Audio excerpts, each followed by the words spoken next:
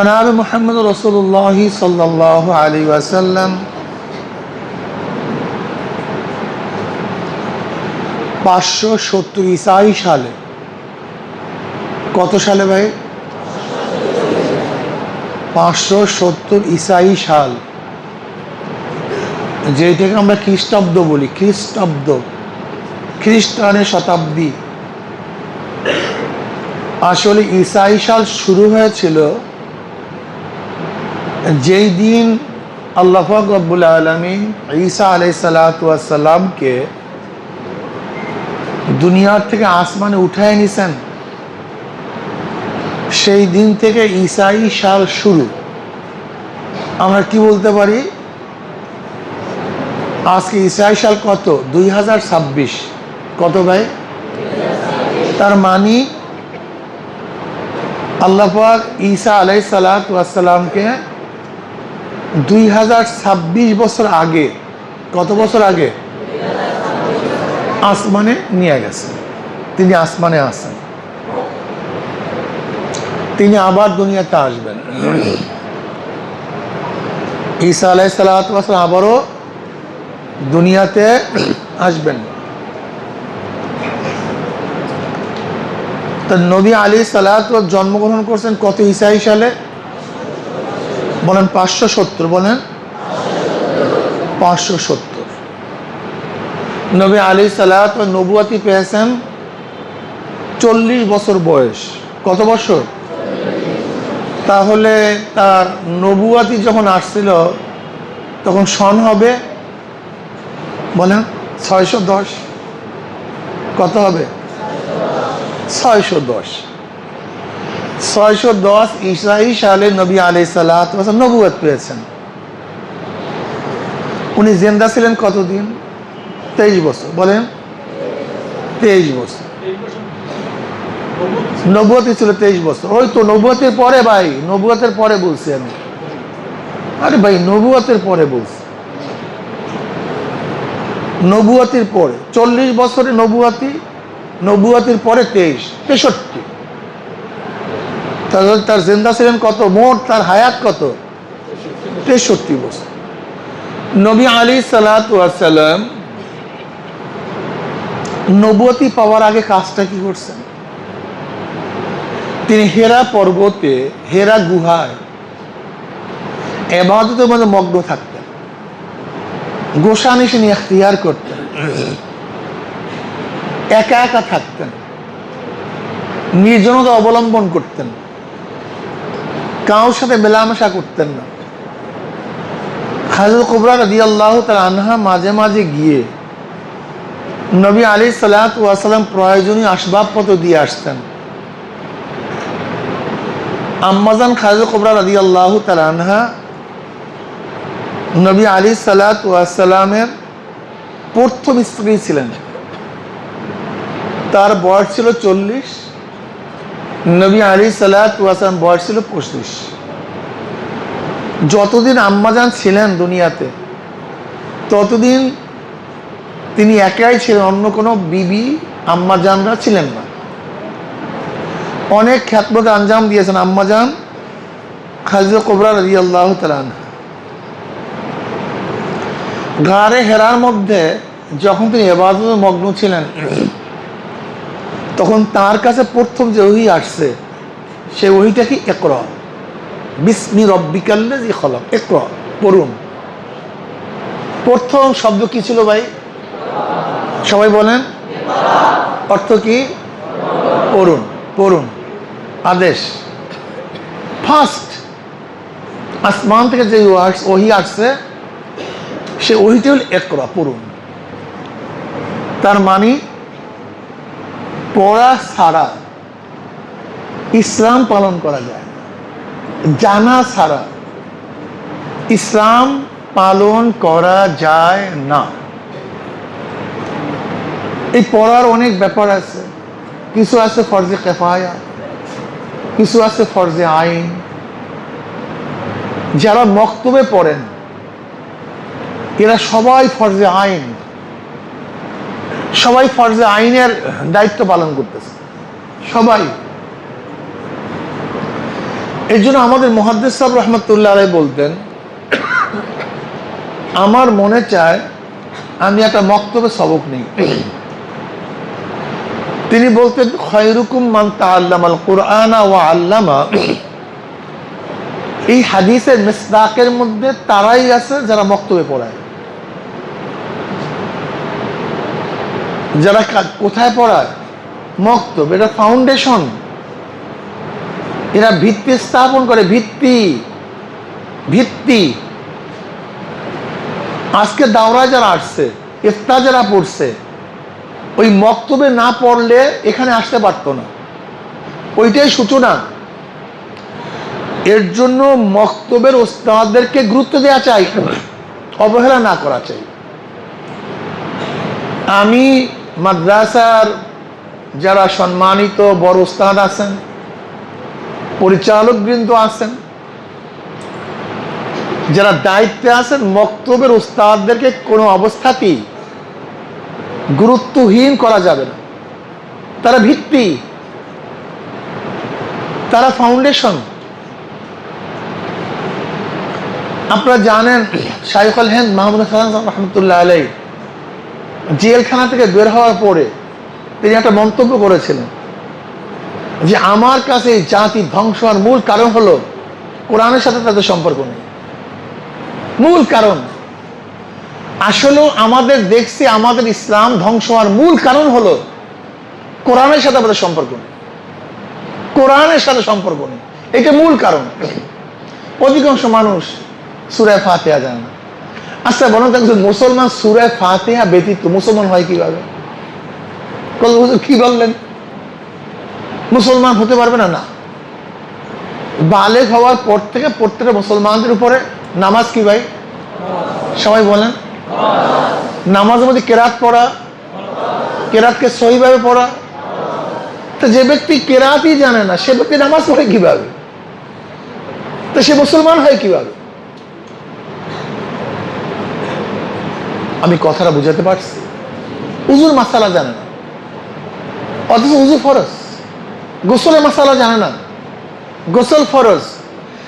দেখেন আল্লাহ পাক সুবহানাল্লাহ, এত বড় হাকিম, এত বড় জ্ঞানী।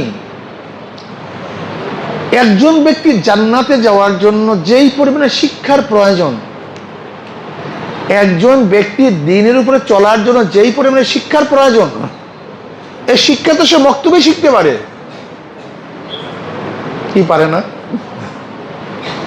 একটা হলো দ্বীনের গভীর ইলম, আসলে পথ চলার জন্য ইলম,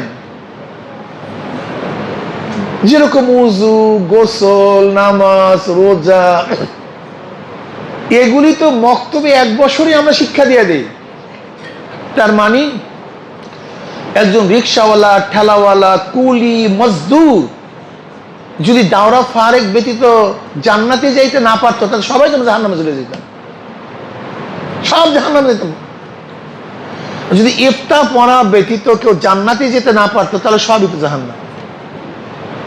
কিন্তু না, আল্লাহ এত সহজ করে দিয়েছেন, এত সহজ। দেখেন ইলমের কতগুলি তফকাজ, কত তফকা।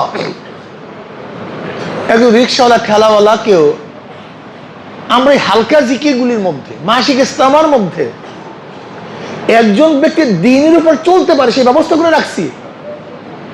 বয়স্ক কোর্সের মধ্যে সে ব্যবস্থা আছে। তার মানিটা হলো এই, আল্লাহ পাক দ্বীনকে এত সহজ করছেন, ইসলামকে এত সহজ করেছেন যেন কোনো মানুষ যেন জাহান্নামে না যায়, সবাই যেন জান্নাতে যেতে পারে। কিন্তু পার্থক্যটা কি? আমাদের সচেতনতা।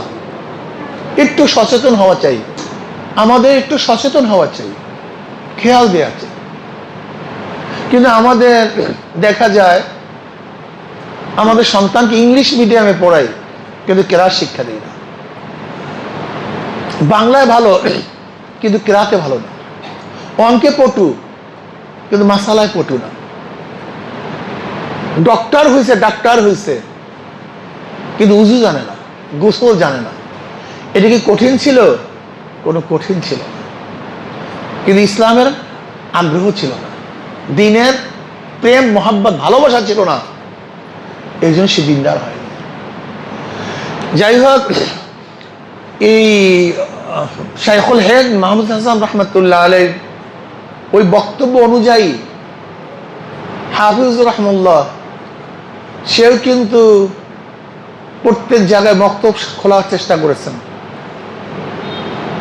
আমাদের শায়খ মুর্শিদ নব্বরুল্লাহ বারকাতাহু ৬৮,০০০ কিরাত, ৬৮,০০০ কিরাতুল কোরআন মাদ্রাসা, ৬৮,০০০ কিরাতুল মাদ্রাসা, যেন মুসলমানের একটা সন্তানও কিরাতবিহীন না থাকে, দিন শিক্ষাবিহীন একজন সন্তানও না থাকে, একজনও না। এর জন্য আমাদের উচিত ওলামায়ে কেরামকে বলবো, তোমরা যারা তোলাবা আছো, আল্লাহ যখন দ্বীনের খেদমতের তৌফিক দান করবে, তখন যেন এলাকায় মসজিদের মধ্যে মক্তবকে জোর দেওয়া হয়। আমি বিশ্বাস করি প্রত্যেক পাড়ার মসজিদগুলি যদি মক্তবে পরিণত হইতো, যেটা আগে ছিল, তাহলে আমাদের জন্য কত ফায়দা হইত। এখন মক্তব নেই। যাই হোক, আলহামদুলিল্লাহ, কথা বাড়াবো না। এর জন্য আমাদের কিরাতুল কোরআনের যারা শিক্ষক আছেন তাদেরকে গুরুত্ব দেওয়া চাই। এরপরে যারা ছাত্র আছেন তাদের সেখান থেকে গড়া চাই। এইমাত্র পরিচালক সাহেব বলেছেন যেই পরিমাণের ছাত্র সেই পরিমাণের জায়গা আমাদের নাই। আল্লাহর কাছে বেশি বেশি দোয়া করা চাই, আল্লাহ যেন সুন্দর পরিবেশের ব্যবস্থা করে দেন, যেন আর একটা বিশাল শাখা খুলতে পারি আমরা। কি কথা ঠিক আছে? আলহামদুলিল্লাহ। নাম্বার ৩, বর্তমান জমানায় কওমি মাদ্রাসায় যে আল্লাহর কুতুব তৈয়ার হইতো, অলি তৈয়ার হইতো, সেটা কিন্তু একেবারে বন্ধের দ্বার প্রান্তে। এই এখানে যারা উস্তাদরা আছেন, এদের ছোটবেলা সেই মাদ্রাসা, সেই কওমি মাদ্রাসা এখন আর নাই। আমি যখন হাটহাজারী পড়তাম নাহমিরে ছোটবেলায়, সেই হাটহাজারী মাদ্রাসা আর এখন হাটহাজারী মাদ্রাসা এক না।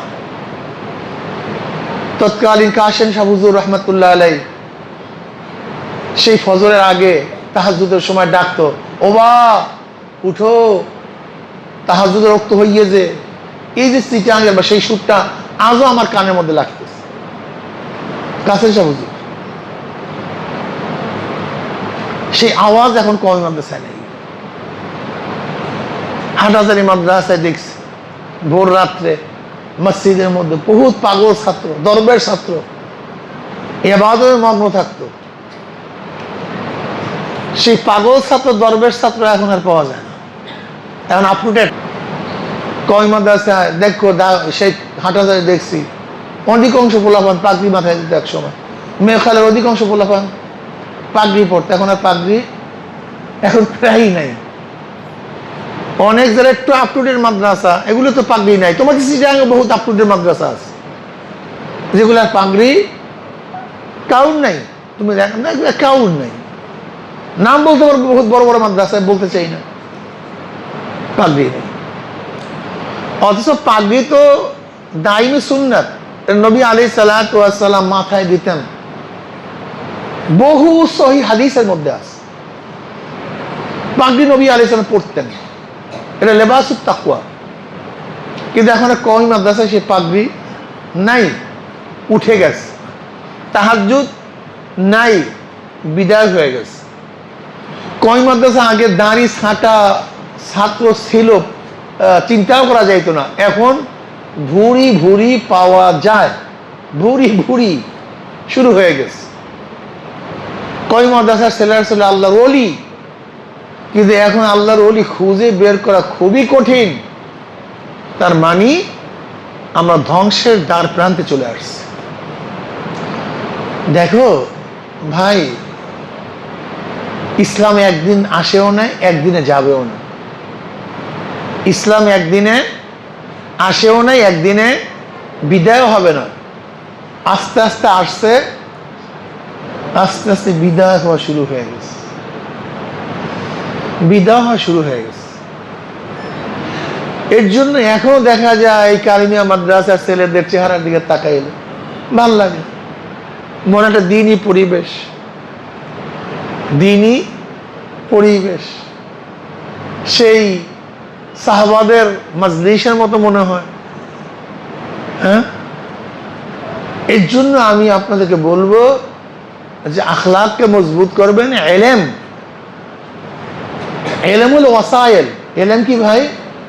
ওয়াসায়েল। এলেমের মাধ্যমে মানুষ মুক্তি পাবে না। যদি এলেমের মাধ্যমে মানুষ মুক্তি পাইতো তাহলে শয়তানের তো এলেম কম ছিল না, শয়তান মুক্তি পাবে না কেন?